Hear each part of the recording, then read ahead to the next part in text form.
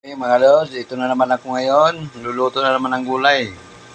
Dahon ng balingoy. Kahapon ay saging lasaba. Ngayon naman balingoy, gata.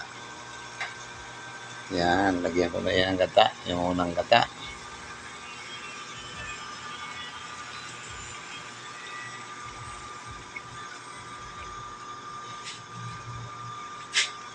Basta lagyan ko ng sili yan mamaya. Para lalong masarap.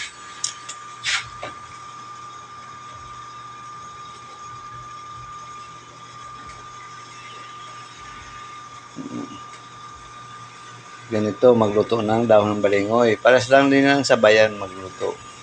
Tapos sahog niyan pritong isda. Sarap yan. Dahon ng balingoy.